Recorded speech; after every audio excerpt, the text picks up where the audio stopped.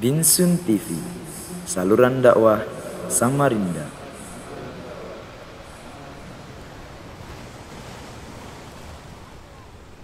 Assalamualaikum warahmatullahi wabarakatuh. Bismillahirrahmanirrahim. Innal hamdalillah nahmaduhu wa nasta'inuhu wa nastaghfiruh.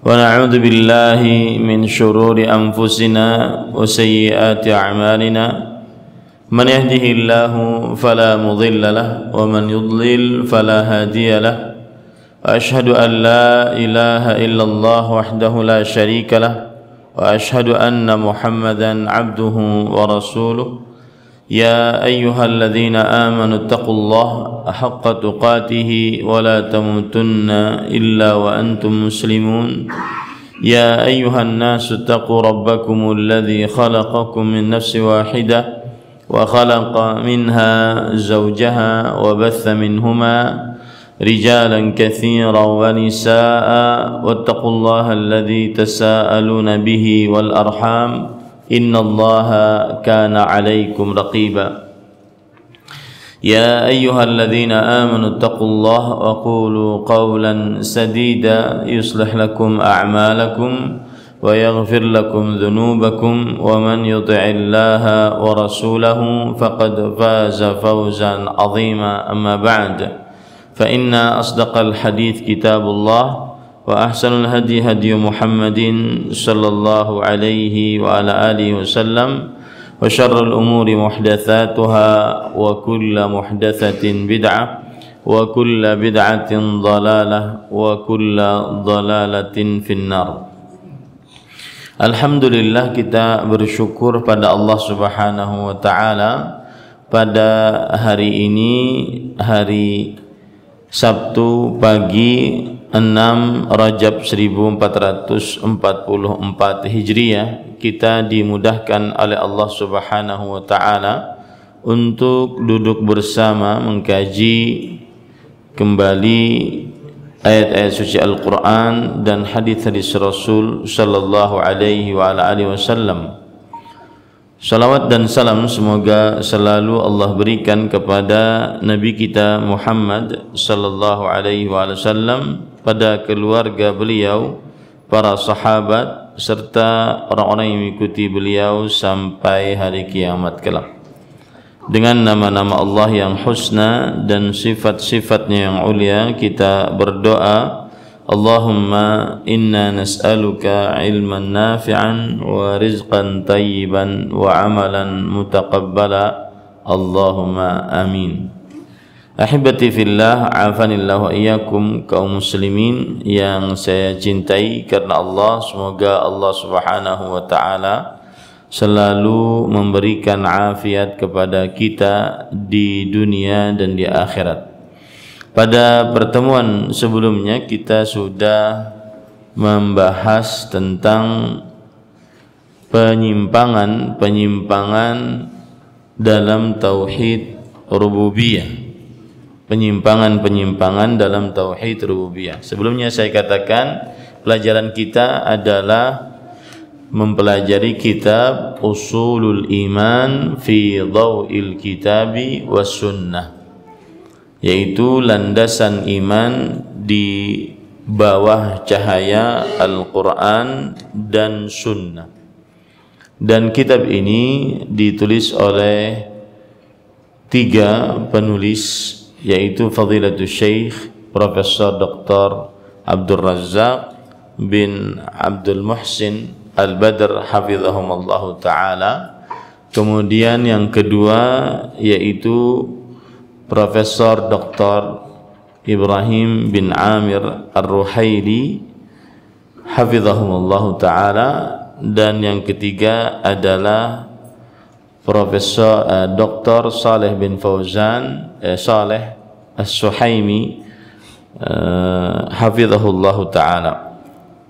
Dan ini disebutkan di dalam kitab atau di dalam pendahuluannya bahwa 3 syekh inilah yang menulis dari kitab tersebut. Kemudian ahibati fillah, afanillahu iyyakum, Kalau ada yang ingin mengikuti buku ini dengan terjemahannya, maka ada terjemahannya di internet dengan judul Landasan Iman di Bawah Cahaya Al-Quran dan Sunnah. Ini sudah diterjemahkan, dan saya ingin Ustadz mungkin membaca bahasa Indonesianya ketika saya membaca bahasa Arabnya, sehingga bisa mengikuti. Saya kirimkan filenya dulu sebentar agar kita bisa mengikutinya dengan baik dan benar.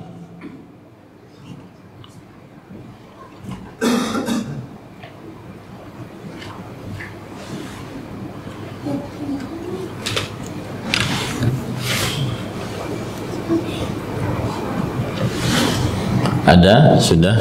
Bisa dapat belum? Landasan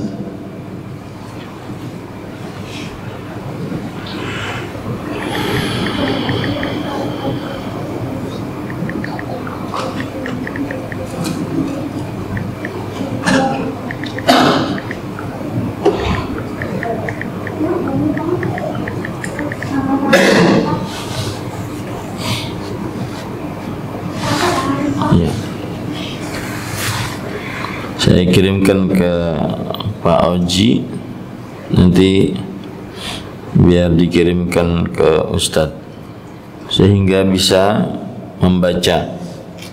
Kalau di Banjarmasin saya baca buku ini, ada yang membaca.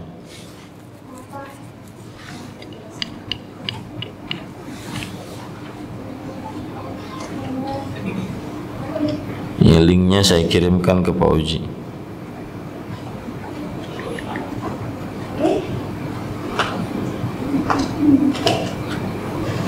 Ya, dikirim ke Ustadz, kemudian Ustadz mendownload lalu baca di samping saya sini. Tafadhal. Sudah dapat linknya? Ya. Kirimkan ke Ustadz. Ada nomornya Ustadz? Nanti caranya saya baca bahasa Arabnya, kemudian Ustadz baca bahasa Indonesianya, sehingga yang ingin mengikutinya dengan seksama benar-benar bisa mengikuti dengan baik. Ke jamaah boleh share? Boleh, share ke jamaah juga boleh, yang mengikuti kajian ini sekarang.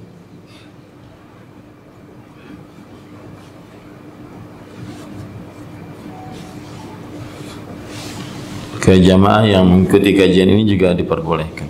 Dan ini diterjemahkan oleh Al-Ustadz Dr. Erwandi Termidi, hafizahullah ta'ala. Baik, kita mulai.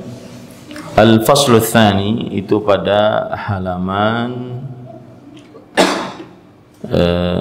pada halaman 25. Pada halaman 27 sekarang kita. Pasal yang kedua. Pada pertemuan sebelumnya kita sudah membaca halaman yang ke-25, yaitu pembahasan ketiga, fenomena penyimpangan dalam tauhid rububiyah. Jadi sebelum saya mulai, saya ingin mengingatkan bahwa kitab ini berbicara tentang iman. Dan iman adalah mempercayai apa saja yang dibawa oleh Rasulullah sallallahu alaihi wasallam dan tunduk patuh kepadanya. Itulah iman. Dan termasuk daripada iman adalah rukun iman yang 6. Oleh karena itu kita mulai mempelajari rukun iman yang pertama, yaitu beriman kepada Allah Subhanahu wa ta'ala. Dan beriman kepada Allah Subhanahu wa taala ada beberapa pembahasan atau ada beberapa pasal. Pasal yang pertama, mengimani bahwa Allah Subhanahu wa taala satu-satunya yang memiliki rububiyah, penciptaan, pengaturan, dan kekuasaan. Dan ini sudah kita bahas dalil-dalilnya pada pertemuan sebelumnya. Nah, sekarang kita membahas pasal yang kedua, yaitu tauhid uluhiyah. Beriman kepada Allah Subhanahu wa taala yang berkaitan dengan bahwa Allah Subhanahu wa taala satu-satunya yang berhak untuk diibadahi. Satu-satunya yang berhak untuk diibadahi. Baik, saya bacakan sekarang bahasa Arabnya. Bismillahirrahmanirrahim. Qala al-muallifu rahimahullahu ta'ala al-faslu tsani tauhidul uluhiyah. Al-uluhiyatu mushtaqqatun min ismil ilahi ayil ma'budu al-muta'. Fal-ilahu ismun min asma'illahil husna. Wal-uluhiyatu sifatun min sifatillahil azimah. Fahuwa subhanahul ma'luhul ma'bud alladhi yajibu an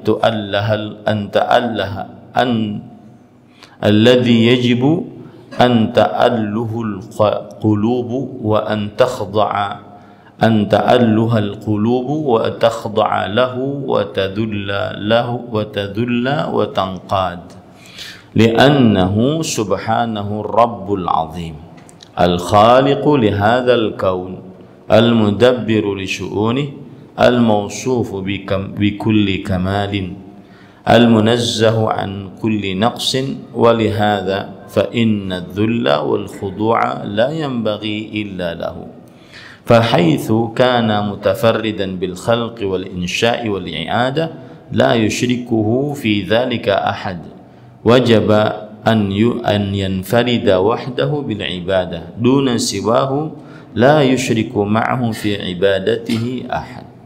Nah, Bismillah. Pasal yang kedua, tauhid al-uluhiyah. Al-uluhiyah merupakan pecahan dari kata al-ilah. Al-uluhiyah merupakan pecahan dari kata al-ilah. Di kata uluhiyah itu dari al-ilah, dan al-ilah adalah ism dari nama-nama Allah Subhanahu wa taala. Al-ilah adalah nama dari nama-nama Allah yang husna. Nah, yang berarti yang diibadati, disembah dan ditaati. Nah, makna dari al-ilah adalah al-ma'bud, yang diibadahi, atau al-muta' yang ditaati. Ya. Jadi la ilaha itu sama dengan kata la ma'buda. La ilaha illallah. La ilaha sama dengan la ma'buda. Artinya tidak ada zat yang diibadahi, tidak ada zat yang ditaati. Nah, ia adalah salah satu dari nama-nama Allah al-asma'ul husna. Uluhiyah adalah salah satu sifat Allah yang maha agung. Uluhiyah adalah sifat Allah. Apa bedanya nama dengan sifat? Nanti kita bahas pada pasal yang ketiga. Nama adalah Allah Subhanahu wa taala bernama dengannya. Seperti Allah itu nama Allah. Seperti Ar-Rabb itu nama Allah. Seperti As-Sami' Al-Basir itu nama Allah. Dari nama ini kita ambil sifat. Kita ambil sifat. Misalkan Allah As-Sami' Maha mendengar. Dari nama Allah As-Sami' kita ambil sebuah sifat, yaitu pendengaran. Bahasa Arabnya sama'. Kemudian Al-Basir itu nama Allah Maha melihat. Dari nama ini kita ambil sifat, yaitu sifatnya Al-Basar. Nah, begitu juga Al-Ilah adalah nama Allah. Kemudian sifatnya uluhiyah. Uluhiyah adalah artinya zat yang paling berhak untuk diibadahi. Nah, maka Dia Subhanahu wa Ta'ala yang disembah dengan penuh cinta oleh hati. Dialah yang mesti dibesarkan oleh hati, disertai rasa tunduk, patuh dan rendah kepadanya. Karena Dialah Subhanahu wa Ta'ala Tuhan yang Maha Agung, yang menciptakan dan mengatur urusan alam ini, yang memiliki segala sifat kesempurnaan dan yang disucikan dari segala sifat kekurangan. Baik. Allah Subhanahu wa Ta'ala Dialah yang disembah. Disembah di sini maksudnya diibadahi dengan penuh cinta oleh hati. Nah, para ikhwan yang dirahmati oleh Allah, itulah makna dari al-ilah, zat yang diibadahi. Cara beribadah kepada Allah dengan apa? Dengan rasa cinta, dengan ketundukan, ya, rasa cinta dan ketundukan. Seperti misalkan sholat ini yang kita kerjakan tadi, sholat subuh. Kita memotong tidur kita, kemudian kita bangun untuk sholat subuh. Kenapa kita lakukan itu? Karena kita cinta kepada Allah Subhanahu wa Ta'ala. Nah, itu maksudnya. Nah, kemudian penulis mengatakan di sini, mengapa Allah Subhanahu wa Ta'ala adalah zat yang diibadahi dengan penuh rasa cinta dan ketundukan. Beliau mengatakan yang mencipta dan mengatur urusan alam ini, yang memiliki segala sifat kesempurnaan dan yang disucikan dari segala sifat kekurangan. Kenapa zat Allah saja yang kita ibadahi? Kenapa kita tidak beribadah kepada sapi kayak agama lain, kepada patung kayak agama lain, kepada salib kayak agama lain? Karena hanya Allah yang mengatur, mencipta alam semesta ini. Hanya Allah yang memiliki kesempurnaan. Hanya Allah yang terlepas dari segala sifat kekurangan. Adapun Tuhan-Tuhan yang diibadahi oleh selain umat Islam, mereka tidak mencipta, tidak mengatur, tidak berkuasa, penuh dengan kekurangan, tidak sempurna. Nah, ini penting, ya. Tauhid rububiyah adalah penyebab mengapa kita akhirnya beribadah hanya kepada Allah. Dan siapa yang beribadah kepada Allah, mengerjakan tauhid uluhiyah, maka berarti dia menyatakan bahwa Allah satu-satunya yang berkuasa, mencipta, pengatur. Begitu hubungannya, korelasinya antara tauhid rububiyah dengan tauhid uluhiyah. Siapa yang meyakini Allah satu-satunya mencipta, mengatur, berkuasa, tauhid rububiyah, maka konsekuensinya dia wajib beribadah hanya kepada Allah, tauhid uluhiyah. Siapa yang beribadah hanya kepada Allah, dari mulai sholat, puasa, zakat, haji, berdoa, berzikir, nanti tidak akan disebutkan di sini, ya, berzikir, baca Quran, bantu orang tua, dan seterusnya, maka dia berarti sudah mengimani bahwa Allah satu-satunya yang paling berhak diibadah, Allah satu-satunya yang paling pengatur, pencipta, berkuasa. Nah, oleh karena itu tidaklah wajib tunduk dan menghinakan diri selain kepadanya, sebagaimana Dia sendirilah yang mencipta, memulai penciptaan makhluk pertama kali dan membangkitkannya kembali tanpa ada yang membantunya. Maka demikian pula lah halnya dengan ibadah. Hanya Dia sendirilah yang berhak diibadahi, disembah. Tiada seorang pun yang boleh menyamainya. Nah, ini sebagaimana Allah mencipta satu-satunya, tiada pencipta selain Allah. Allahu khaliqu kulli syai'. Allah Maha Pencipta segala sesuatu. Tidak ada yang mencipta selain Allah. Maka begitu pula tidak ada yang berhak diibadahi selain Allah. Itu selalu berkaitan satu dengan yang lainnya itu.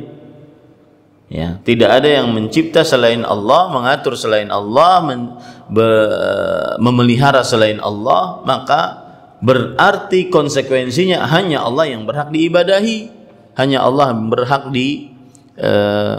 doai, dimintai syafaat, dimintai istighatsah, dimintai pertolongan. Karena hanya Allah Subhanahu wa taala satu-satunya yang berhak diibadahi. Maka kalau seandainya ada orang yang menjadikan makhluk untuk didoai, apalagi makhluknya sudah mati, untuk dimintai pertolongan dalam keadaan yang sempit, dimintai hajat, maka ini berarti tidak tepat. Kenapa? Karena makhluk itu tidak mencipta, mengatur, berkuasa. Hanya makhluk yang mencipta, mengatur, berkuasa, yang mencipta, yang mengatur, berkuasa, yang paling berhak untuk diibadahi. Baik. Kemudian kita baca, penulis kemudian berkata, "Fatauhidul uluhiyyati huwa ifradullahi wahdahu bil ibadah. Wa dzalika bi an ya'lama al-'abdu 'ilma al-yaqini anna Allah wahdahu huwal ma'luhul ma'budu 'ala al-haqiqah. Wa anna sifatil uluhiyyati wa ma'aniyaha laysat mawjudatan fi ahadin minal makhluqat wa la yastahiqquha illa Allah ta'ala. Fa idza 'alima al-'abdu dzalik wa i'tarafa bihi haqqan afrada Allah bil 'ibadati kulliha adh-dhahirati wal batinah. Fa yaqumu bi syara'il Islam adh-dhahirah كالصلاة والزكاة والصوم والحج والأمر بالمعروف والنهي عن المنكر وبر الوالدين وصلة الأرحام ويقوم بأصول الباطنة من الإيمان بالله وملائكته وكتبه ورسله واليوم الآخر والقدر خيره وشره لا يقصد بشيء من ذلك غرضا من الأغراض غير رضا ربه وطلب ثوابه." Nah, maka tauhid uluhiyah ialah mengesahkan Allah dalam ibadah. Inilah pengertian tauhid uluhiyah. Mengesahkan Allah dalam ibadah. Mengesahkan artinya menjadikan satu. Menjadikan satu Allah satu-satunya yang diibadahi. Saya sering mengungkapkan dengan bahasa mengimani bahwa hanya Allah satu-satunya yang paling berhak diibadahi. Itulah tauhid uluhiyah. Ya. Dan dengan pengertian ini merupakan sanggahan kepada yang sering menuduh bahwa orang-orang Wahabi punya tauhid, ya, berarti punya 3 Tuhan seperti kaum Nasrani. Dan ini kadang-kadang dilontarkan oleh orang-orang yang menjadi pendakwah di antara kaum muslimin. Maka ini adalah sebuah kedustaan, fitnah.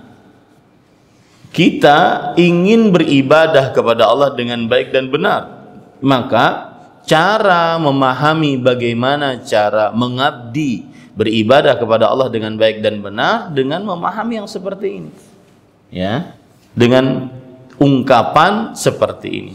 Dan mau dibagi menjadi 3, mau dibagi menjadi 2, karena nanti para ulama ada yang baginya menjadi 2.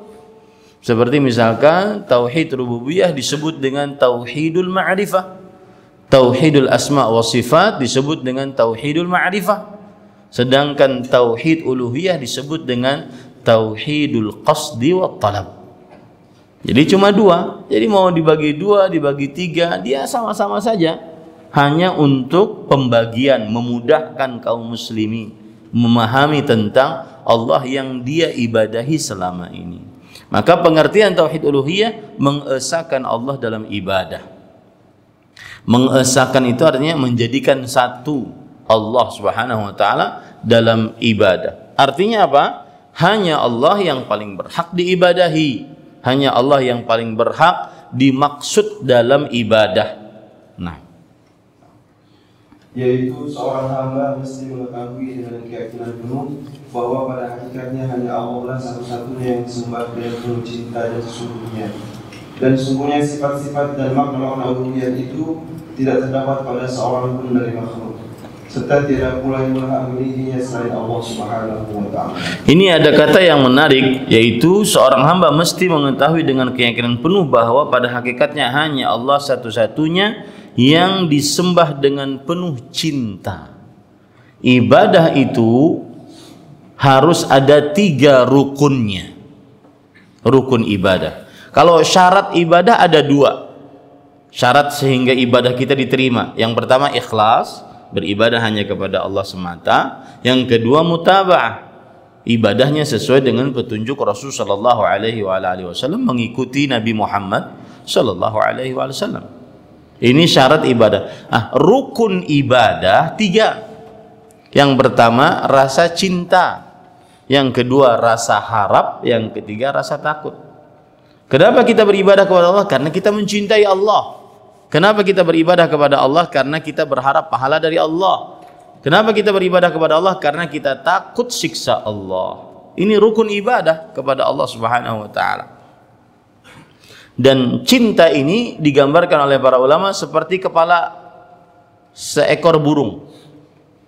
Jika seekor burung tidak ada kepalanya, maka tidak ada kehidupan pada burung tersebut. Maka begitulah sifat cinta dalam diri hamba ketika dia beribadah kepada Allah. Ibadah itu akan hidup dengan rasa cinta kepada Allah Subhanahu wa taala. Salat, dia hidup salatnya penuh kekhusyuan, penuh keselamatan, kesemangatan, penuh kesukaan karena dia cinta kepada Allah yang dia ibadahi. Maka ibadahnya hidup. Beda dengan yang tidak punya rasa cinta. Ibadahnya terpaksa, ibadahnya menggerutu, ibadahnya merasa sulit, merasa berat. Nah, ini penting sekali. Dan subhanallah, kemarin Syekh Abdul Malik bin Ahmad Ramadhani, beliau menyebutkan sebuah faedah menarik. Ketika beliau menyebutkan surat Ali Imran, "Qul in kuntum tuhibbunallaha fattabi'uni." Katakanlah wahai Muhammad sallallahu alaihi wasallam, jika engkau mencintai Allah, maka ikutilah aku. Beliau mengatakan di sini, ini menunjukkan bahwa mencintai Allah itu adalah keikhlasan. Dan tingkat keikhlasan yang paling tinggi adalah mahabbatullah. Nah, ini faedah. Tingkat keikhlasan yang paling tinggi adalah mencintai Allah Subhanahu wa taala. A'zamul ikhlas al-mahabbah lillah Subhanahu wa taala. Kapan kita bisa memurnikan ibadah kepada Allah? Kalau kita mencintai Allah Subhanahu wa taala. Maka ibadah harus disertai dengan rasa cinta. Taib, rasa harap, rasa takut bagaikan dua sayapnya pada seekor burung. Yang harus ada dua-duanya. Kalau cuma satu nggak bisa terbang. Ya, kalau cuma rasa harap saja, berharap pahala, akhirnya meremehkan maksiat, tidak takut terhadap siksa Allah, maka pada saat itu dia meremehkan maksiat, malas beribadah pada Allah Subhanahu wa taala. Ya, sama seperti orang melakukan maksiat kemudian dia mengatakan, nanti gampang istighfar, selesai. Maka ini keliru. Dia harus membarengi dengan rasa takut. Rasa takut akan siksa Allah Subhanahu wa taala. Terutama di zaman sekarang. Rasa takut harus lebih kita tingkatkan di samping juga rasa harap. Karena di zaman sekarang bermaksiat saat sendirian sangatlah mudah. Bahkan bisa menjadi hal yang biasa. Menonton hal-hal yang diharamkan melalui handphone kita menjadi hal yang biasa, saking mudahnya. Padahal itu adalah berat di sisi Allah Subhanahu wa taala. Ada perkataan dari Imam Al-Qayyim rahimahullah, beliau mengatakan, qillatu hayaika minal malaika a'zamu minadz dzam. Sedikitnya rasa malumu saat kamu bermaksiat dengan kepada Allah Subhanahu wa taala saat sendirian, ini lebih besar daripada maksiat yang sedang engkau kerjakan. Sedikitnya rasa malumu kepada malaikat. Kan malaikat ada raqib atid yang mencatat seluruh amal ibadah kita. Sedikitnya rasa malumu kepada malaikat dan engkau sedang bermaksiat, ini lebih besar dibandingkan maksiat yang sedang kau kerjakan. Nah, ini dan ini semuanya permasalahan hati. Jadi tidak ada yang berhak mendapatkan ibadah kecuali Allah Subhanahu wa taala. Nah, ikhlas. Apabila seorang hamba benar-benar mengetahui dan mengakui yang demikian, ia pasti mengesahkan Allah dalam seluruh bentuk ibadahnya, baik yang zahir, nampak maupun yang batin, berupa keyakinan, cinta, benci dan lain-lain. Ia akan mendirikan syariat Islam yang zahir seperti salat, zakat, puasa, haji, amal ma'ruf nahi munkar, berbakti kepada orang tua dan menghubungkan tali silaturahim. Ia juga akan melaksanakan dasar-dasar Islam yang batin seperti beriman kepada Allah, malaikat-malaikat, kitab-kitab serta rasul-rasulnya, beriman kepada hari akhirat, qadar, ketentuan baik dan buruk. Semua itu ia lakukan hanya untuk mendapatkan ridho serta mengharapkan pahala dari Tuhan.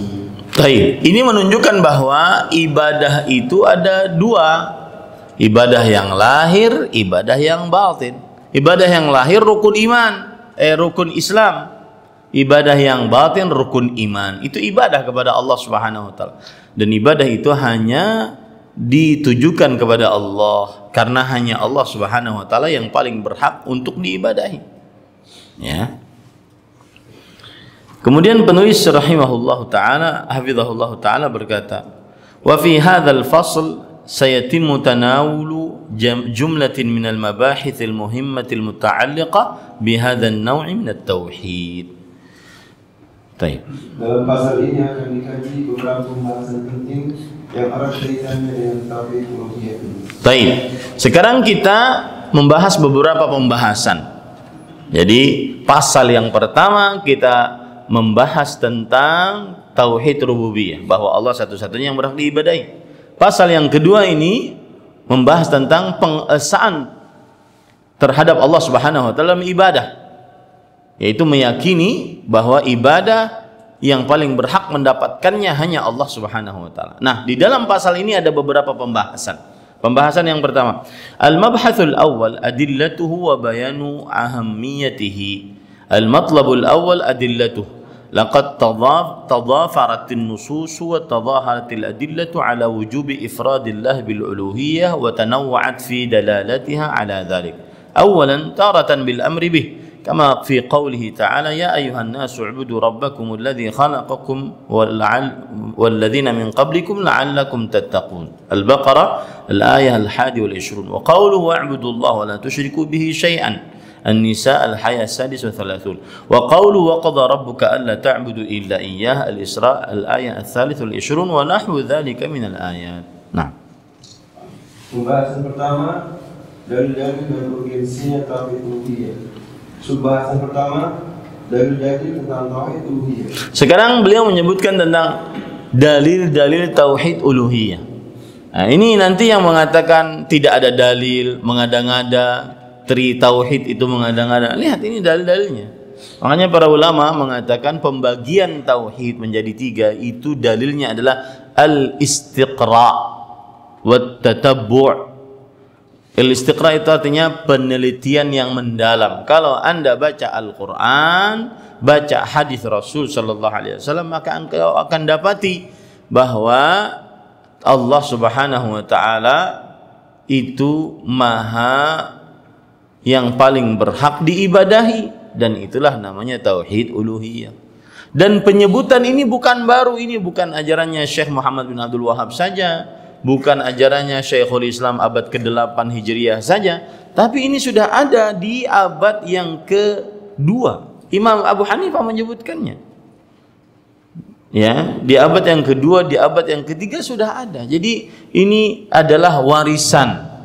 Ya, istilah ini adalah warisan. Nah, sungguhnya banyak sekali nas, teks dan dalil yang menjelaskan wajibnya mengesahkan Allah dalam uluhiyah. Nas artinya adalah dalil yang tegas. Nas artinya adalah dalil yang tegas. Nah, dan itu sangat banyak yang menunjukkan bahwa Allah Subhanahu wa taala satu-satunya yang paling berhak untuk diibadahi. Nah, dalil tersebut dapat dikategorikan sebagai berikut. Yang pertama, berupa perintah untuk mengesahkan Allah dalam tauhid tersebut, sebagaimana firman Allah Subhanahu wa taala dalam surah Al-Baqarah ayat 21, yang artinya, hai manusia, sembahlah Tuhanmu yang telah menciptakanmu dan orang-orang yang sebelummu agar kalian bertakwa. Dan firman-Nya dalam surah An-Nisa ayat 36 yang artinya, Sembahlah Allah dan janganlah engkau mempersekutukannya dengan sesuatu apapun. Dan firman-Nya juga dalam surah Al-Isra ayat 23, dan Tuhanmu telah memerintahkan supaya engkau jangan menyembah selain Dia. Taib. Dalil tentang tauhid uluhiyah jenisnya macam-macam disebutkan oleh Allah Subhanahu wa taala dalam Al-Qur'an. Yang pertama, perintah. Perintah untuk beribadah. Ini menunjukkan bahwa adanya tauhid ibadah. Nah, sebelumnya, nama lain dari tauhid uluhiyah adalah tauhidul ibadah. Artinya apa? Meyakini hanya Allah satu-satunya yang paling berhak untuk diibadahi. Makanya nama lain dari tauhid uluhiyah adalah tauhid apa? Ibadah. Nama lain dari tauhid uluhiyah adalah tauhidu af'alil ibad, yaitu mengesahkan perbuatan hamba diniatkan hanya untuk Allah, gitu ya, nama lainnya. Nama lain juga dari tauhidul ibadah adalah tauhidul qasdi wa talab, mengesahkan niat dan maksud dalam ibadah, yaitu hanya dimaksudkan, hanya diniatkan kepada Allah. Jadi ada nama-nama, ya, nama-nama yang disebutkan oleh para ulama. Tauhidul uluhiyah, tauhidul ibadah, tauhidu a'malil ibad, tauhidul talab wal qasd. Nah, seperti itu. Nah, para ikhwan yang dirahmati oleh Allah, jenis pertama dalil dari tauhid uluhiyah adalah perintah Allah untuk beribadah hanya kepadanya. Seperti misalkan surat Al-Baqarah ayat 21 ini. Dan ini ayat pertama dalam mushaf Al-Quran yang menunjukkan perintah. Antum baca saja surah Al-Fatihah dari mulai ayat 1 sampai 7, enggak ada perintah. Perintah dari Allah kepada makhluknya enggak ada. Surat Al-Baqarah dari ayat 1 sampai 20 kita tidak dapati perintah dari Allah. Adanya ayat yang ke-21, perintahnya tentang tauhid uluhiyah. Ini menunjukkan pentingnya tauhid uluhiyah. Ya ayyuhan nas, wahai manusia, u'budu rabbakumul ladzi khalaqakum. Lihat, di situ ada hubungannya. Beribadahlah kalian. Kepada siapa ya Allah? Rabb kalian. Tauhid rububiyah ada hubungannya dengan tauhid uluhiyah. Yang meyakini Allah satu-satunya mencipta, mengatur, berkuasa, maka dia wajib beribadah hanya kepada Allah. Siapa yang beribadah hanya kepada Allah semata, berarti dia secara tidak langsung meyakini hanya Allah yang Maha Pencipta, Maha Pengatur, Maha Berkuasa. Siapa yang mensyirikkan Allah berarti menyimpang dari dua sisi ini. Berdoa kepada orang yang sudah mati, ya, sewali apapun orang tersebut, tidak boleh berdoa kepada seorang yang sudah mati. Tidak boleh beristighatsah, minta pertolongan dalam keadaan yang sempit kepada orang yang sudah mati. Kenapa? Karena menyelisih dua hal. Yang pertama, tauhid rububiyah, berarti dia meyakini bahwa ada selain Allah yang mencipta, mengatur, berkuasa. Kemudian yang kedua, tauhid uluhiyah, berarti dia meyakini ada yang berhak diibadahi selain Allah. Nah, makanya dia dosa paling besar orang yang beribadah kepada selain Allah. Wahai manusia, beribadahlah kalian kepada Rabb kalian yang telah menciptakan kalian dan menciptakan orang-orang sebelum kalian. Lihat ya, sekali lagi para ikhwah, kalau antum ditanya mengapa kalian beribadah kepada Allah, karena hanya Allah yang mencipta, mengatur, berkuasa. Karena hanya Allah yang mencipta, mengatur dan berkuasa. Baik. Kemudian dalam surah An-Nisa ayat 36, wa'budullah wa la tusyriku bihi syai'an. Beribadahlah kalian kepada Allah dan janganlah kalian mensyirikkan Allah dengan sesuatu apapun. Ini menunjukkan bahwa perintah Allah yang paling agung dari seluruh perintah Allah, tauhid. Dan larangan Allah yang paling besar dari seluruh larangan adalah kesyirikan. Ya. Kemudian yang ketiga dalilnya surat Al-Isra ayat 23. Dan Rabbmu telah menetapkan bahwa janganlah kalian beribadah kecuali hanya kepadanya. Janganlah kalian beribadah kecuali. Apabila ada pengecualian setelah jangan, menunjukkan kepada pengkhususan. Artinya hanya Allah, khusus Allah yang kalian ibadahi, jangan selain Allah. Ya, ada kaidah dalam bahasa Arab, dzikrul isbat ba'da nafi yadullu 'alal hasr wal imtina'. Yang artinya menetapkan sesuatu setelah peniadaan menunjukkan kepada pengkhususan dan pembatasan.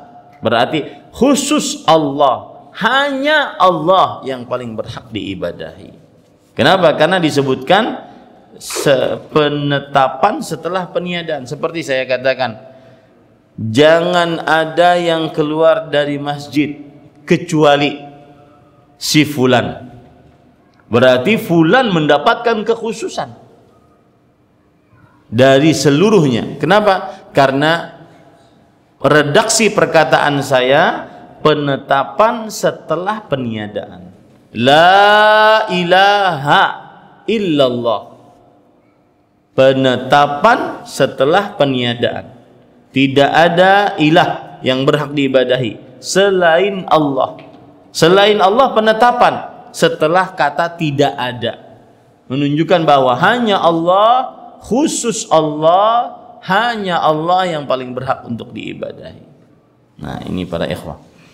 Thaniyan wa taratan bi bayani annahu al-asas li wujudil khaliqah wal maqsud min ijadi thaqalain kama qala ta'ala wa ma khalaqtul jinna wal insa illa liya'budun. Adz-dzariyat as-sadis wal khamsun. Nah, yang kedua, kadang-kadang berupa keterangan bahwa tauhid uluhiyah merupakan latar belakang penciptaan makhluk serta tujuan diciptakannya jin dan manusia. Bagaimana firman Allah Subhanahu wa taala dalam surah Al-Zariyat ayat 56 yang artinya, dan tidaklah Aku menciptakan jin dan manusia melainkan supaya mereka beribadah kepada-Nya. Taib. Dalil yang lain atau jenis dalil yang lain dari tauhid rububiyah, Allah menyebutkan bahwa latar belakang atau sebab penciptaan makhluk dan tujuan diciptakannya jin dan manusia adalah untuk beribadah kepada Allah. Dan ayat ini pada ikhwah, ayat yang merupakan apa ya, kalau saya boleh bilang standar dalam menentukan sikap di dunia. Ayat ini, kalau orang paham betul ayat ini, maka dia akan mudah menentukan sikap, dia akan mudah mengambil pendapat di dunia. Wa ma khalaqtul jinna wal insa illa liya'budun. Tidaklah kuciptakan jin dan manusia melainkan supaya untuk beribadah kepadaku. Nah, ini sama tadi kaidahnya. Penetapan setelah peniadaan menunjukkan kepada pengkhususan. Ya, wa ma khalaqtul jinna wal insa. Tidaklah peniadaan, tidaklah kuciptakan jin dan manusia, illa penetapan, melainkan liya'budun, supaya mereka beribadah kepadaku. Penetapan setelah peniadaan menunjukkan kepada pengkhususan. Artinya, kalian wahai manusia, kalian wahai bangsa jin, tidak diciptakan oleh Allah kecuali khusus hanya untuk beribadah, kecuali khusus hanya untuk beribadah kepada Allah Subhanahu wa taala, hanya kepada Allah Subhanahu wa taala. Ayat ini obat bagi siapa yang mulai kehilangan arah dalam hidupnya. Ayat ini yang bisa mengembalikan seseorang yang sedang bingung dia mau mengerjakan apa. Ayat ini bisa menyadarkan seseorang dari terperosoknya dia dalam kemaksiatan. Ayat ini kadang bisa menyelamatkan perceraian. Ya, gara-gara suami berpoligami misalnya. Ayat ini. Ini kalau seandainya seorang istri dia sedang ingin bercerai dengan suaminya karena suaminya ingin berpoligami, maka pahami betul ayat ini. Aku diciptakan oleh Allah supaya untuk beribadah kepadanya, dan salah satu jenis ibadah kepada Allah Subhanahu wa taala adalah mencari ridha suami. Mencari ridha suami. Maka pada saat itu dia akan mudah menerima. Saat suaminya mungkin sedang ingin melakukan pernikahan yang kedua, ketiga, keempat. Kenapa? Karena ayat ini yang membimbingnya beribadah kepada Allah Subhanahu wa taala. Kemudian salah satu jenis ibadah bagi seorang perempuan, bahkan dia ibadah yang paling besar, ingin mendapat ridha suami. Konsep selamat bagi seorang wanita adalah saat suaminya ridha. Ini tentunya apabila suaminya amanah, suaminya tidak zalim, ya. Konsep selamat dunia akhirat bagi seorang perempuan, seorang istri adalah dia dapat ridha suami. Maka sering-sering para istri bertanya kepada suaminya, "Wahai suamiku, apakah engkau ridha kepadaku?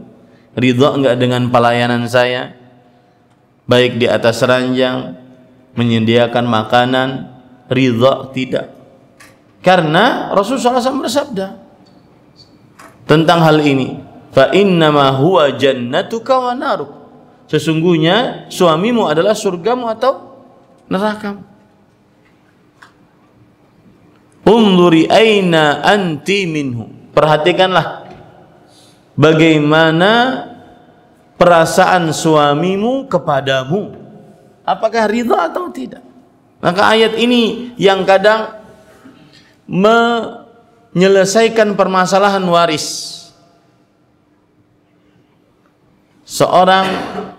Para anak bersitegang saat setelah bapaknya meninggal gara-gara harta waris. Kalau orang memahami ayat ini, saya diciptakan bukan untuk harta ini. Saya diciptakan oleh Allah untuk beribadah kepada Allah Subhanahu wa taala. Maka ayat ini merupakan sandaran hidup seorang muslim, yaitu beribadah kepada Allah Subhanahu wa taala. Dia kadang-kadang menjadi penolong bagi kita untuk menetapkan saya memaafkan atau tidak. Saya mendendam atau tidak. Saya mencari yang halal atau tidak dalam mengais rezeki untuk memberi nafkah kepada anak istri. Saya semangat beribadah atau tidak. Ayat ini luar biasa para ikhwan. Wa ma khalaqtul jinna wal insa illa liya'budun. Tidaklah kuciptakan jin dan manusia kecuali untuk beribadah kepada Aku.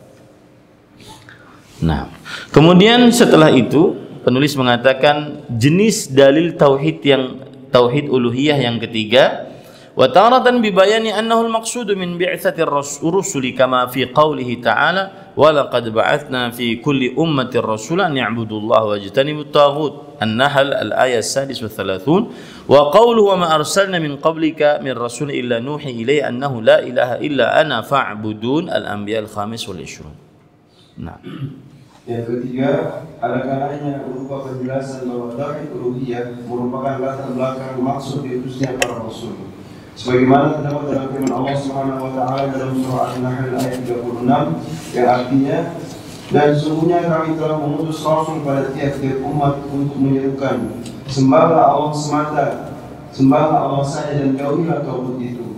Juga dalam firman Allah dalam surah Al-Anbiya ayat 25 yang artinya, dan kami telah mengutus dan tidaklah kami mengutus seorang rasul pun sebelum kalian melainkan kami wahyukan kepadanya bahwasanya tidak ada Tuhan yang berhak melainkan Aku. Sungguhnya tidak ada Tuhan yang hak melainkan Aku, maka sembahlah olehmu sekalian akan Aku.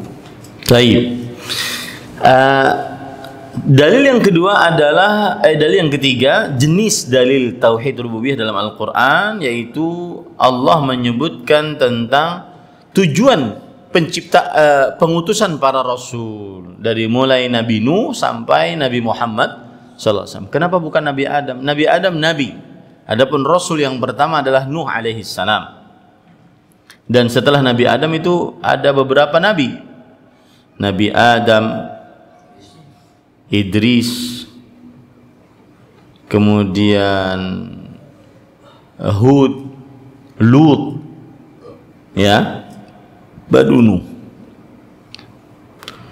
Dan Nuh adalah awwalur rasul. Sebagaimana dalam hadis syafa'ah, ketika orang-orang bingung belum dimulai hisab, mereka pergi kepada para nabi. Pertama pergi kepada Adam, kemudian kepada Nuh nantinya. Dan di situ disebutkan Nuh adalah ya Nuh anta awwalur rasulin arsalahullah. Wahai Nuh, engkau adalah rasul yang pertama yang Allah Subhanahu wa taala utus. Maka Nuh alaihi salam adalah awal rasul. Nah, tujuan penciptaan atau pengutusan rasul adalah untuk beribadah kepada Allah. Dalilnya surah An-Nahl ayat 36. Sesungguhnya kami telah mengutus para rasul pada tiap-tiap umat untuk menyerukan sembahlah Allah saja atau ibadahilah. Saya lebih excited dengan kata ibadahi, bukan sembah ya. Karena nanti kata ibadah itu yang kita bahas. Ibadahilah Allah saja dan jauhilah taghut. Taghut adalah setiap sembahan selain Allah. Itu arti taghut. Setiap yang ditaati selain Allah. Itu arti taghut. Dan juga dalil yang lain surah Al-Anbiya ayat 25 ya. Yaitu, dan kami tidak mengutus seorang rasul pun sebelum engkau, melainkan kami wahyukan kepadanya bahwasanya tidak ada Tuhan yang hak melainkan aku, dan sembahlah olehmu sekalian akan aku. Ini juga menunjukkan bahwa tujuan pengutusan para rasul adalah beribadah kepada Allah Subhanahu wa taala. Dan di situ ada tadi kaedahnya, penetapan setelah peniadaan menunjukkan kepada pengkhususan. Ya, seperti misalkan ini, kami tidak mengutus seorang rasul sebelum engkau, melainkan. Jadi tugasnya para rasul adalah mengajak manusia beribadah kepada Allah. Khusus para rasul tugasnya itu. Ya, ini para ikhwan yang dirahmati oleh Allah. Bahwasanya tidak ada Tuhan yang hak melainkan aku. Nah, ini kadang-kadang menjadi pembicaraan di tengah orang-orang ahli yang mengaku belajar ma'rifat, hakikat. Lihat terjemahannya, bahwasanya tidak ada Tuhan yang hak melainkan aku. Nah, aku itu siapa? Ya sini. Nah, aku itu ya aku. Nah, timbul nanti larinya kepada wahdatul wujud.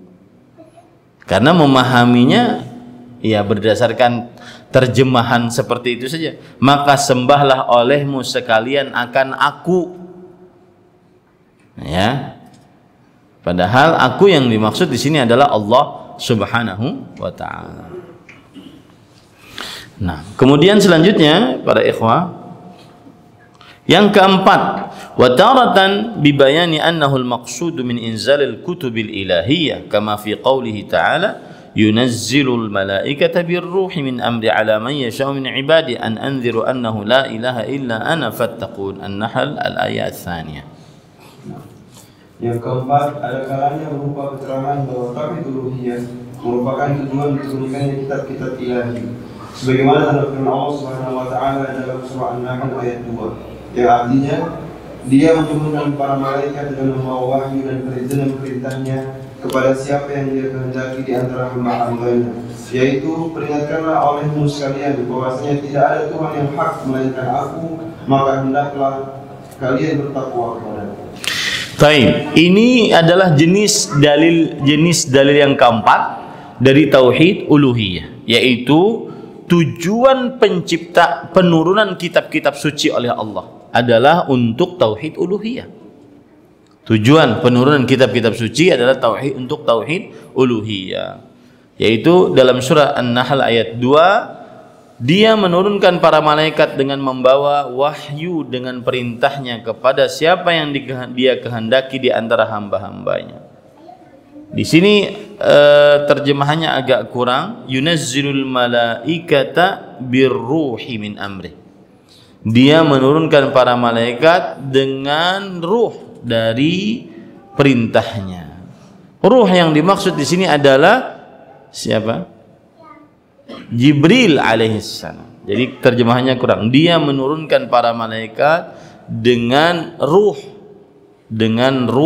membawa wahyu dari perintahnya. kepada siapa yang dia kehendaki di antara hamba-hambanya.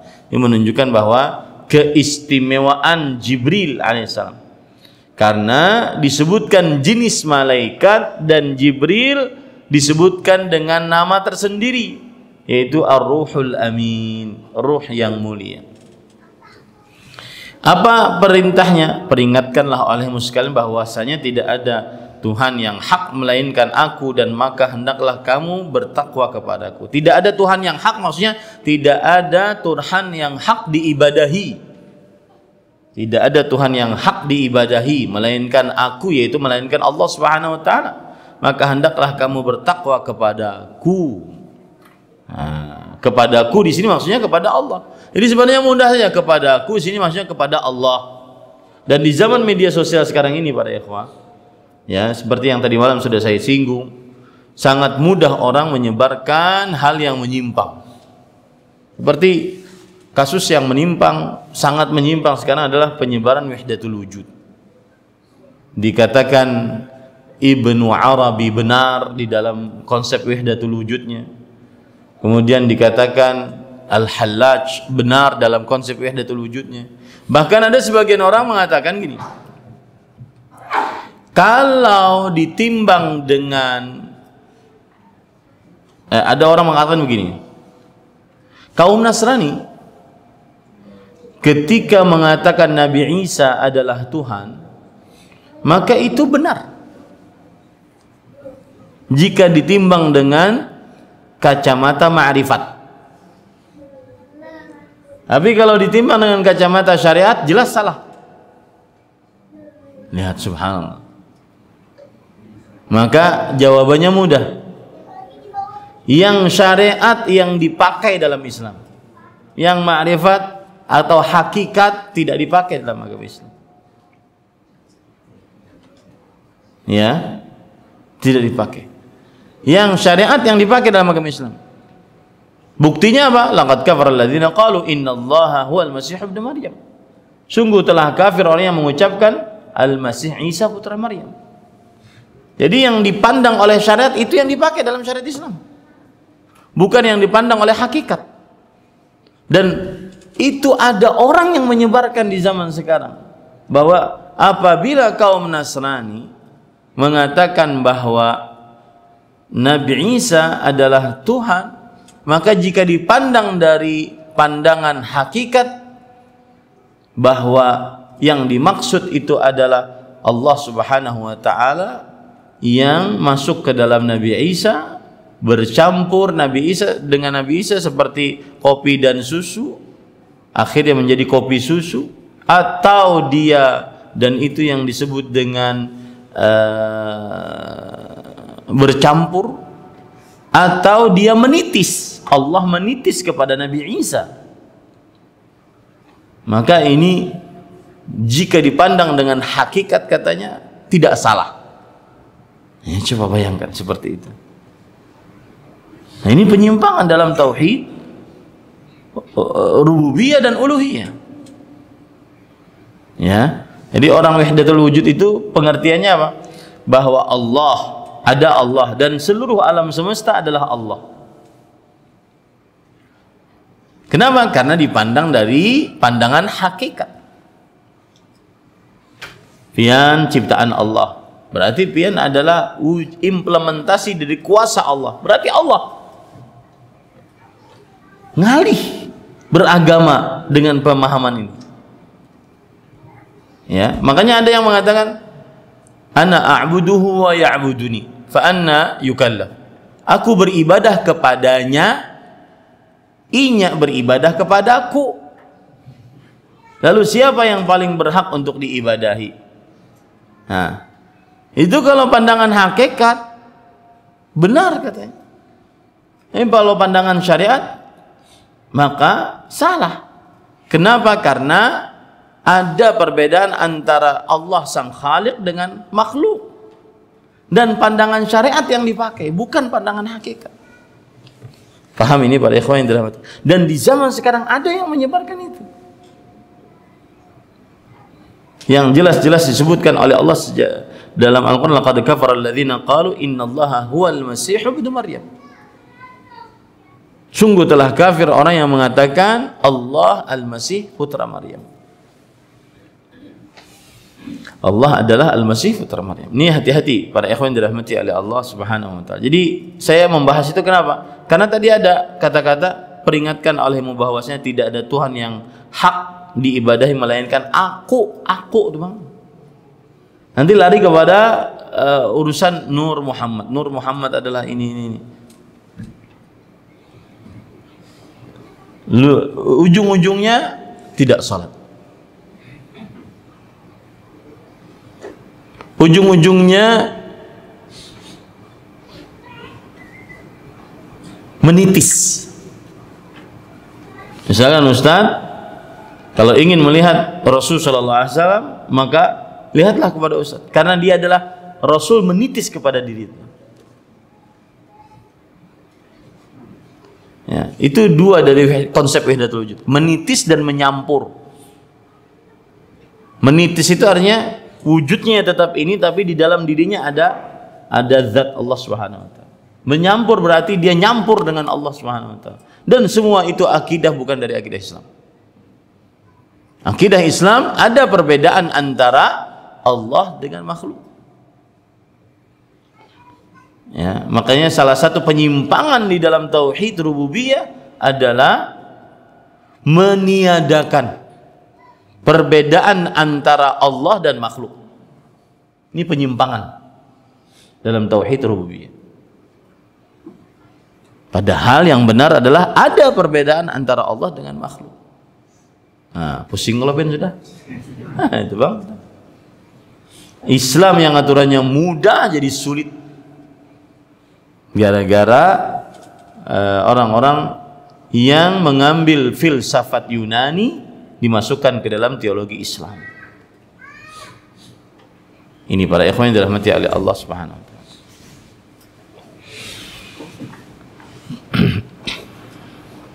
Kemudian yang kelima, sebelum terakhir, wa taratan bi bayani 'azimi thawabihi ahlihi wa ma a'adda lahum min ujurin 'azimatin wa ni'amin karimatin fid dunya wal akhirah. Kama qala Allah Ta'ala, alladzina amanu wa lam yalbisu imanahum bidzulmin ulaika lahumul amnu wa hum muhtadun. Nah, yang kelima, ada kalanya berisi keterangan tentang besarnya balasan bagi orang-orang yang melaksanakannya, berupa pahala yang besar dari nikmat yang mulia dunia dan akhirat. Sebagaimana dalam surah Al-An'am ayat 82, Allah berfirman, orang-orang yang beriman dan tidak mencampur adukan iman mereka dengan kezaliman atau kesyirikan, mereka itulah orang-orang yang mendapatkan keamanan, dan mereka itu adalah orang-orang yang mendapatkan petunjuk.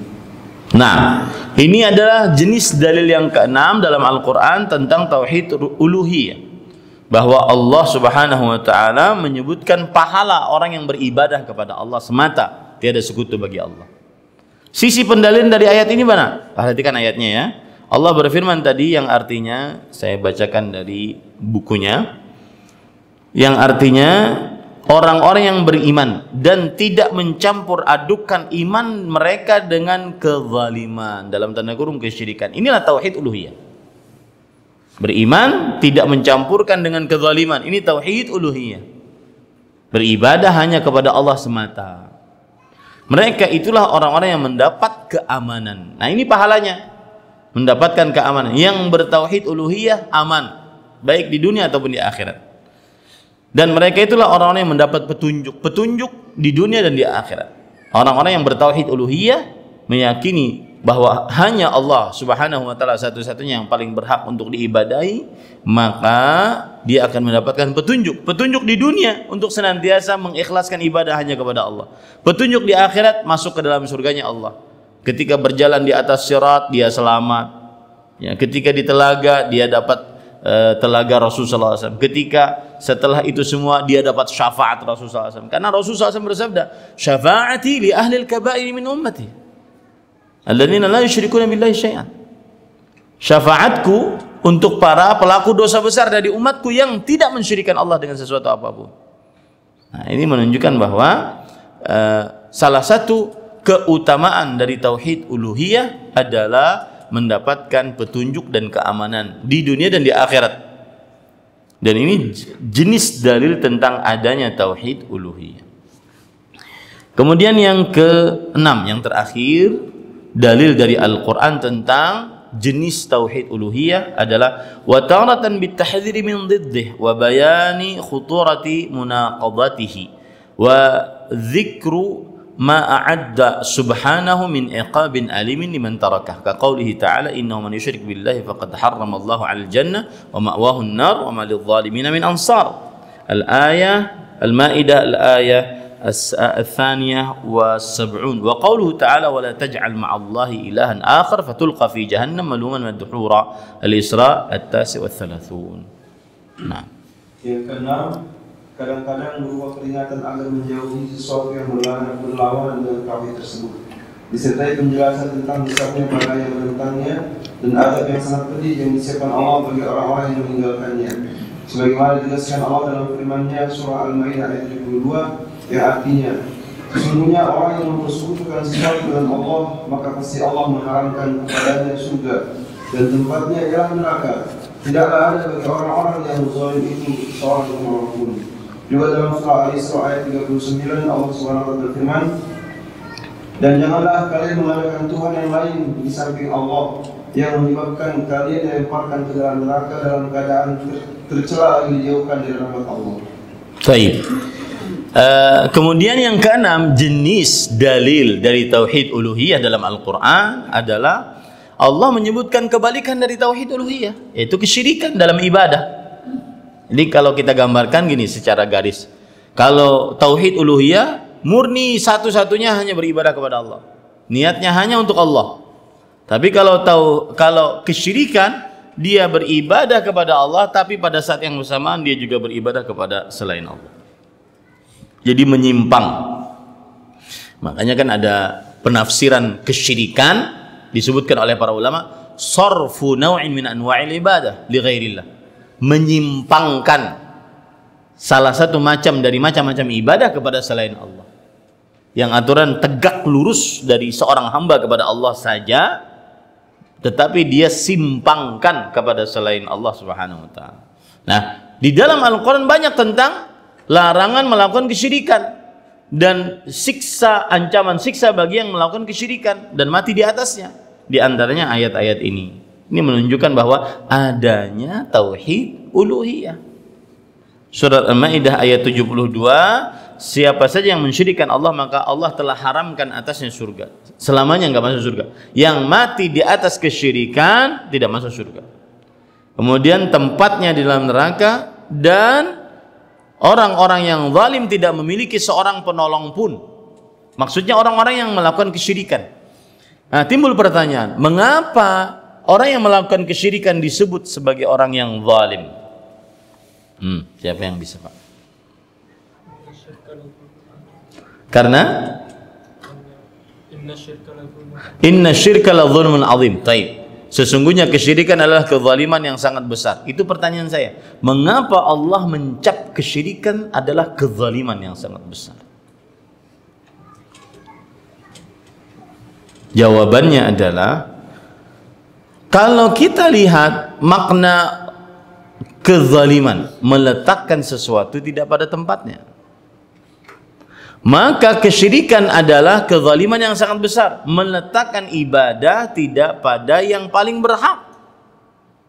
Dan ibadah adalah hak Allah yang paling khusus. Ya, hak Allah yang paling khusus itu adalah ibadah.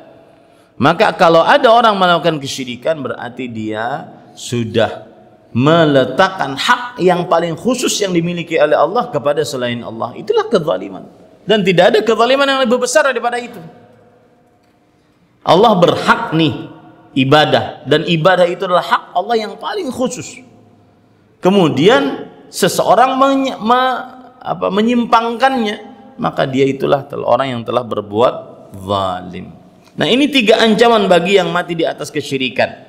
Dan ini membuat kita takut, khawatir, harus khawatir diri kita agar tidak terperosok ke dalam kesyirikan. Khawatir terhadap kesyirikan itu adalah kebiasaan orang-orang saleh. Tidak merasa aman dari terperosok kepada kesyirikan itu adalah kebiasaan orang-orang saleh. Apalagi kadang-kadang kalau sudah terjepit, kemiskinan ada, penyakit ada, maka mulai terperosok ke dalam kesyirikan agar bagaimanapun bisa kaya, agar bagaimanapun bisa sehat, maka dia melakukan kesyirikan. Ini hati-hati. Kemudian dalil yang kedua surah Al-Isra, ya, yaitu janganlah engkau menjadikan bersama Allah seorang Tuhan. Inilah kesyirikan. Ya, menjadikan sekutu bagi Allah, maka akan dilemparkan ke dalam neraka jahanam dalam keadaan tercela dan penuh dengan kerendahan. Dalam keadaan tercela dan penuh dengan kerendahan, dijauhkan dari rahmat Allah Subhanahu wa taala. Nah, inilah dalil-dalil dari Al-Qur'an dengan berbagai macam jenisnya tentang tauhid uluhiyah.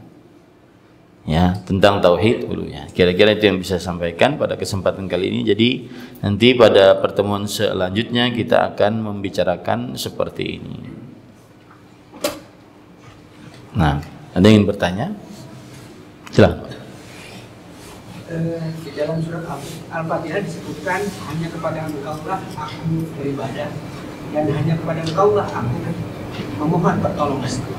Nah, untuk bagaimana kita menyikapi bahwa ternyata dalam kehidupan pun kita kadang-kadang, apalagi tadi di situ disampaikan ketika mengalami kesulitan, terjepit suatu permasalahan, akhirnya meminta pertolongan kepada makhluk kayak Allah, kepada manusia lah katakan.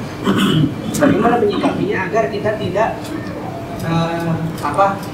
termasuk kepada kategori kesyirikan terkait itu. Demikian.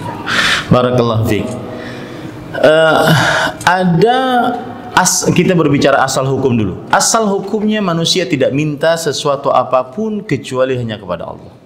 Dengan dalil, idza sa'alta fas'alillah. Wa idza ista'anta fasta'in billah. Jika engkau minta, mintalah kepada Allah. Jika engkau minta tolonglah kepada Allah Subhanahu wa ta'ala. Asal hukumnya begitu. Makanya para Nabi Muhammad sallallahu alaihi wasallam mengatakan, is'alullah hatta fi syiraki na'lik. Mintalah kepada Allah sampai tali sendalmu, mintalah kepada Allah. Jadi asal hukumnya kita tidak minta kecuali hanya kepada Allah. Asal hukumnya tidak minta kecuali hanya kepada Allah Subhanahu wa taala. Oleh sebab itulah para salafus saleh terdidik akan hal ini. Para sahabat naik onta itu kan tinggi dan susah. Tetapi kadang-kadang kalau sudah naik ke atas onta lalu ada yang jatuh dari barang-barangnya, maka dia maunya turun, tidak minta tolong ambilkan. Asal hukumnya manusia mintanya kepada Allah. Tetapi ada dalil-dalil lain yang menunjukkan bahwasanya Nabi Muhammad SAW, para sahabat Nabi meminta kepada makhluk dalam hal-hal yang disanggupi oleh makhluk, dan ini diperbolehkan. Di antaranya Rasul SAW minta didoakan oleh Umar bin Khattab saat Umar bin Khattab beliau berumrah. Maka ketika itu Umar bin Khattab masih hidup radhiyallahu an, Umar bin Khattab sanggup berdoa radhiyallahu an. Maka diperbolehkan untuk meminta kepada makhluk hal yang disanggupi oleh makhluk. Yang terlarang tadi adalah yang tidak disanggupi oleh makhluk. Nah, itu yang tidak diperbolehkan.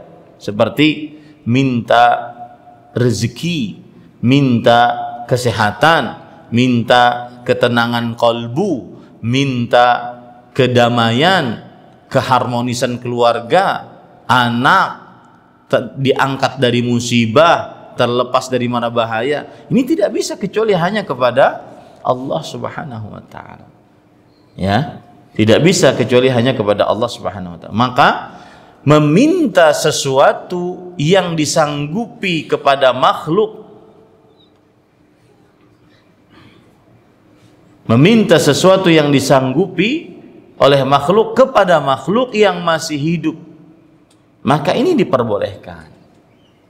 Meskipun asal hukumnya seseorang mintanya kepada Allah. Yang tidak diperbolehkan sama sekali sesuatu yang tidak bisa disanggupi kecuali oleh Allah Subhanahu wa taala.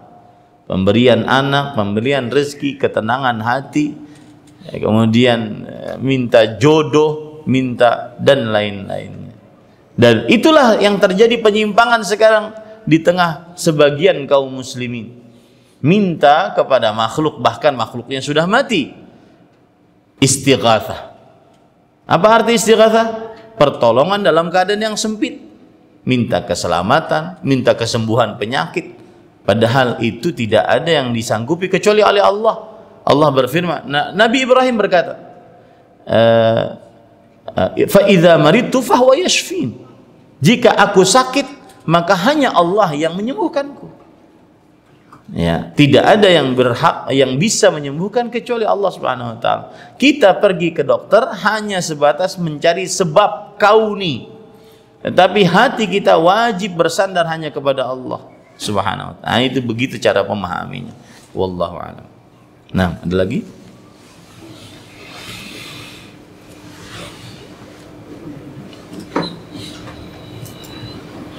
Silakan.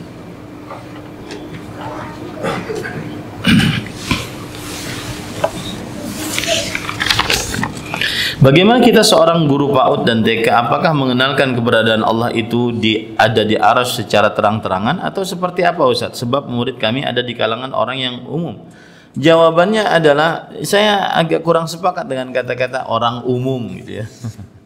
Memang ada orang khusus kan? Enggak usah pakai seperti itu. Ya. Maka jawabannya amenalah cerangkan kepada anak-anak sesuai dengan kemampuannya berpikir. Nanti dia akan, yang paling utama adalah menalkinkan yang benar kepada anak. Itu paling utama. Masalah dia paham secara eksplisit nanti pada waktunya. Menalkinkan yang benar, yaitu bahwa Allah beristiwa di atas arsy. Itu talqin. Ar-Rahmanu 'alal arsy istawa. Di mana Allah beristiwa di atas arsy. Sudah. Itu yang ditalqinkan. Nanti dia bertanya apa itu istiwa sesuai dengan pemahamannya. Maka jawab di atas. Tinggi. Sudah, dia paham. Ya, yang paling utama adalah menalkinkan yang benar kepada anak. Pemahaman anak, dia akan memahaminya nanti kelak kapan dia bisa menggunakan akalnya untuk memahami hal tersebut. Nah, seperti itu. Wallahu a'lam. Dan jauhi kata-kata umum. Misalkan nih ya, ada ibu-ibu mendaftar di sekolah SD Umar bin Khattab ini atau TK ya. Kemudian jilbabnya tidak hitam, tidak panjang. Wah, ini ibu-ibu dari umum Ustaz. Enggak usah pakai yang gitu. Ya. Enggak usah seperti itu. Kan bedanya, kalau saya sering berpikir ya, berpikir apa bedanya perempuan yang sudah ngaji dengan yang belum ngaji dari sisi pakaian. Mungkin yang belum ngaji kan mereka pakai jilbab juga, tapi kadang masih pakai celana, ya. Pakai jilbab juga tapi masih pendek. Pakai jilbab juga tapi pakai baju hem, ya, yang ketat. Bedanya adalah mereka belum menutupnya dengan rapat. Belum menutupnya dengan rapat. Ya, bedanya. Dan kerapatan itu dituntut di dalam syariat Islam untuk para perempuan. Nah, seperti jadi jauhi kata-kata yang kadang-kadang membuat kita dianggap eksklusif. Ya. Ini masjid orang umum Ustaz. Ini masjid semua kaum muslimin ya. Nah, seperti itu. Wallahu a'lam. Ada lagi? Lapar sudah Bian? Cukup kiranya ya. Ini yang bisa sampaikan. Jadi kepada jamaah sekalian diharapkan untuk mendownload itu bukunya dan agar kita bisa mengikutinya dengan baik dan benar. Ini yang bisa sampaikan. Subhanakallah bihamdika asyhadu an la ilaha illa anta astaghfiruka wa atubu ilaik. Sallallahu nabiyana Muhammad walhamdulillahirabbil alamin. Wassalamualaikum warahmatullahi wabarakatuh.